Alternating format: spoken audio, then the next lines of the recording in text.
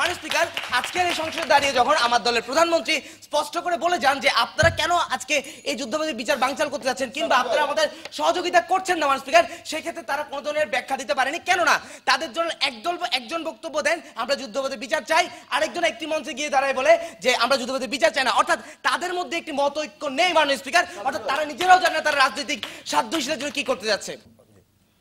আজকে সরকার দল থেকে বারবার বলা হচ্ছে যে তারা যুদ্ধাপরাধীদের বিচার প্রক্রিয়া স্বচ্ছ রাখছে এবং চিহ্নিত যুদ্ধাপরাধীদের বিচারটা করছে। আমার প্রশ্নটি এই জায়গায়, চিহ্নিত যুদ্ধাপরাধীদের যখন বিচার করছেন ঠিক সেই মতো আমরা কয়েকদিন আগে দেখলাম যে আরেকজন সরকার দলের চিহ্নিত যুদ্ধাপরাধী মাননীয় প্রধানমন্ত্রীর পাশে বসে বাংলাদেশ পাকিস্তান ফাইনাল ম্যাচ দেখেন, এটা কিভাবে সম্ভব হলো? আমরা জানি মাননীয় স্পিকার, চিহ্নিত যে যুদ্ধাপরাধী রয়েছে মাননীয় স্পিকার, তাদের সকলকে কিন্তু একদিনে অ্যারেস্ট করা হয়নি মাননীয় স্পিকার। আপনি দেখুন কিছুদিন পর প্রক্রিয়া কিন্তু একজনকে অ্যারেস্ট করা হচ্ছে, যার শেষটি আমরা দেখলাম গোলাম আজমকে অ্যারেস্ট করার মাধ্যমে। যদি তিনি চিহ্নিত যুদ্ধাপরাধী হয়ে থাকেন মাননীয় স্পিকার, আমরা আশা করি বাংলাদেশের মাটিতে তার বিচার আমরা করে ছাড়বো মাননীয় স্পিকার। একটু অপেক্ষা করুন। 1991 থেকে 1996 সাল এই যে সময়টি, এই মুহূর্তে যখন তারা এই যে যুদ্ধ অপরাধীদের সাথে জোট বেঁধে যখন আন্দোলন করে তখন তারা যুদ্ধ অপরাধী ছিলেন কিনা, অর্থাৎ তারা সেই 91 থেকে 96 মধ্যে যুদ্ধ অপরাধী ছিলেন নাকি ঠিক বর্তমানে এই সময় এসে তারা যুদ্ধ অপরাধী হয়ে গেছে? আজকে আমরা যে যুদ্ধ অপরাধীদের বিচার নিয়ে আলোচনা করছি, মাননীয় সদস্য স্পেসিফিক প্রশ্ন, স্পেসিফিক উত্তরটি এই ধরনের মাননীয় স্পিকার। আজকে আমরা যে যুদ্ধ অপরাধীদের বিচার নিয়ে আলোচনা করছি সেটি শুরু হয়েছে মাননীয় স্পিকার 2009 সালে। তাহলে 2001 সাল কিংবা 1991 সালে যুদ্ধ অপরাধীদের বিচার প্রক্রিয়া যেখানে ছিল না সেখানে সমর্থন দেওয়া না দেওয়ার কোনো প্রশ্ন আজকের সংসদে মাননীয় স্পিকার আসতে পারে না মাননীয় স্পিকার।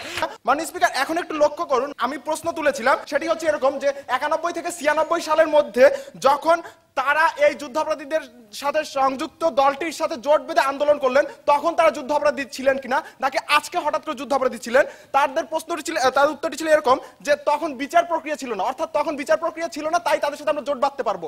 আজকে বিচার প্রক্রিয়া আছে তাই আমরা আজকে যুদ্ধাপরাধীদের সাথে জোট বাঁধতে পারবো না। মাননীয় স্পিকার, লক্ষ্য করুন ঘোলাটে সৃষ্টির পরিস্থিতি কোন জায়গায়। মাননীয় স্পিকার, মাননীয় বিরোধী দলীয় নেতা উত্থাপন করেছিলেন যে যখন বাংলাদেশ পাকিস্তানের ফাইনাল ম্যাচে মাননীয় প্রধানমন্ত্রীর পাশে বসে একজন চিহ্নিত যুদ্ধাপরাধী ফাইনাল ম্যাচ দেখেন তাহলে আপনার সেটাকে কিভাবে ব্যাখ্যা করবেন? তাদের উত্তরটি ছিল ধীরে ধীরে আমাদের প্রক্রিয়াটি শুরু হয়েছে এবং এই প্রক্রিয়াটি চলবে।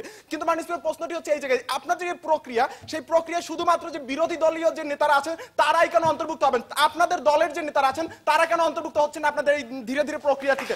অর্থাৎ মাননীয় স্পিকার, আমরা যে কথাটি বলছিলাম যে যুদ্ধাপরাধীদের বিচার যদি প্রতিহত হয় তাহলে সেটা হচ্ছে সরকারের সদিচ্ছার অভাব এবং অস্বচ্ছতার কারণে, সেটা এখানে প্রতীয়মান হয়। মাননীয় স্পিকার, আমরা বিভিন্ন কর্মসূচিতে বারবার একটি কথা স্পষ্ট করে গেছি, সেটি হচ্ছে এরকম, যদি সঠিক ব্যক্তিদের ধরে সঠিক উপায়ে অর্থাৎ যত যুদ্ধাপরাধী আছে চিহ্নিত সবাইকে ধরতে হবে এবং তাদের যদি সঠিক উপায় বিচার করা হয় তাহলে আমাদের যে বিরোধী দল থেকে তাহলে আমাদের কোনো সমস্যা নেই। কিন্তু মাননীয় স্পিকার, যদি এই যে যুদ্ধাপরাধীদের বিচার নামে একটি রাজনৈতিক প্রহসন চলে মাননীয় স্পিকার, অর্থাৎ একটি নির্দিষ্ট দলের উপরে সেটাকে চাপিয়ে দেওয়া হয় মাননীয় স্পিকার, তাহলে সেটাকে আমরা বলছি সেখানে স্বচ্ছতার অভাব রয়েছে। মাননীয় স্পিকার, লক্ষ্য করুন যখন প্রশ্ন করা হয় শীর্ষস্থানীয় আরেকজন নেত্রীকে যে আপনার নিকটতম আত্মীয় যে যুদ্ধ অপরাধী তার বিষয়ে আপনার কি চিন্তা ভাবনা, তখন তিনি বলতে বাধ্য হন যে যুদ্ধ অপরাধী এবং রাজাকার এই দুজনের মধ্যে পার্থক্য রয়েছে। অর্থাৎ তিনি তখন যুদ্ধ অপরাধী এবং রাজাকার মধ্যে একটা পার্থক্য খোঁজার সৃষ্টি করেন। বিরোধী দলীয় নেতা মাননীয় নেতা শাহ সাইফুল্লাহ আল জাকরিনকে তার সর্বপ্রথমেই এই যুক্তি খণ্ডন পর্বে বক্তব্য প্রদানের জন্য আহ্বান জানাচ্ছি। ধন্যবাদ মাননীয় স্পিকার, আমাকে পুনরায় সুযোগ প্রদান করার জন্য। মাননীয় স্পিকার, ঠিক যে মুহূর্তে সীমান্তে কাঁটাতারের বেড়ায় আমার বোনের রক্তটি এখনো শুকায় না, ঠিক সেই মুহূর্তে যখন আবার আমার আরেকজন ভাইকে বিএসএফ এর হাতে তুলে দেওয়ার পর তাকে উলঙ্গ করে সেই ভিডিওটি বাজারে প্রকাশ করা হচ্ছে মাননীয় স্পিকার, যে মুহূর্তে আজকে আমার সাংবাদিক বন্ধু দম্পতি তাদের বেডরুমে নিরাপত্তা পাচ্ছেন এবং ঠিক সেই মুহূর্তে যখন প্রধানমন্ত্রী বলেন কারো বেডরুমে নিরাপত্তা দেওয়ার দায়িত্ব এই সরকারের না মাননীয় স্পিকার, তারা প্রথমে একটা দাবি তুললো মাননীয় স্পিকার তার যুদ্ধবৈধ বিচার করবে, সেটাকে ব্যবহার করে তার ক্ষমতা আসার চেষ্টা করলো মাননীয় স্পিকার। বিচারের নামে একটা ট্রাইব্যুনাল গঠন করা হলো, যে ট্রাইব্যুনালটা আজও অস্বচ্ছ মাননীয় স্পিকার। বিচারের নথিতে বলা হলো নিজামী 1971 সালে কোন এক অজ্ঞাত স্থানে অজ্ঞাত সংখ্যক ব্যক্তিকে হত্যা করেছেন মাননীয় স্পিকার। লক্ষ্য করুন আজকে নথিগত তাদের দুর্বলতা কোন জায়গায় মাননীয় স্পিকার। আজকে তাদের সেই তথাকথিত অ্যাটর্নি জেনারেলকে দিয়ে তার যখন কেস লড়াচ্ছেন ঠিক সেই মুহূর্তে 6 বার যখন আদালতে তারা আসামিদের হাজির করতে পারেন না মাননীয় স্পিকার, ঠিক সেই মুহূর্তে বিচারক বাধ্য হয়ে বলেন যে সামনের দিনে আসামি হাজির করতে না পারলে কেস ডিসমিস করে দেবো মাননীয় স্পিকার। ঠিক এই জায়গায় আমাদের বিরোধী দলের দোষ ছিল মাননীয় স্পিকার, আমাদের বিরোধী দলের কোনো দোষ ছিল না মাননীয় স্পিকার। আমরা আমাদের কর্মসূচিগুলো প্রথম থেকে শেষ পর্যন্ত দেখে দিয়েছি মাননীয় স্পিকার, কোনো কর্মসূচির সাথে মাননীয় স্পিকার যুদ্ধবৈধ বিচারকে বাধাগ্রস্ত করার কোনো রকম উদাহরণ তারা দিতে পারেনি মাননীয় স্পিকার। মাননীয় স্পিকার, এবং আগামী দিনে আমরা যে কর্মসূচিগুলো দিয়েছি মাননীয় স্পিকার সবগুলো কিন্তু একই রকম মাননীয় স্পিকার। আমাদের কর্মসূচিতে আজকে জামাত আমাদের সাথে আসতে পারে মাননীয় স্পিকার, আজকে জামাতের সদস্যরা মাননীয় স্পিকার নিজামীদের মুক্তি চেয়ে প্ল্যাকার্ড বহন করতে পারে, কারণ মাননীয় স্পিকার আজকে তারা এখনো প্রমাণ করতে পারেননি 3.5 বছরে যে নিজামী অপরাধী।